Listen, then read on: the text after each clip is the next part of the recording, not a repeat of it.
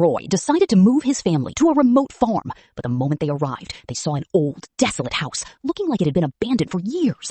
They began settling in and moving their things inside. While Denise was making the bed in the bedroom, something strange happened. Denise didn't notice anything unusual, but her young son saw something moving right under that sheet. Being so little, he had no idea what he was actually looking at. Just as Denise picked him up to leave the room, her eyes fell upon a large stain on the wall. She immediately started scrubbing it away, but her son kept staring up at the ceiling. Denise looked up as well, but saw nothing there.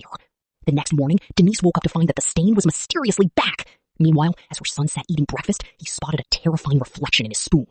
A creepy creature was crawling frantically across the walls, following the boy. Denise was busy washing dishes nearby, completely unaware.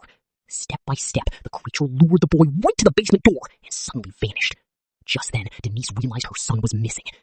As the boy reached for the basement door, Denise arrived just in time and scooped him up. Later, their daughter Jess came home and found her mother scrubbing that same wall again. Denise asked Jess to take some boxes from the hallway down to the basement. Jess carried them downstairs, and there, she noticed an old pocket watch wedged between the floorboards. Strangely enough, no matter how hard she tried, she couldn't get it to open. Meanwhile, Roy was having his own unsettling experience outside.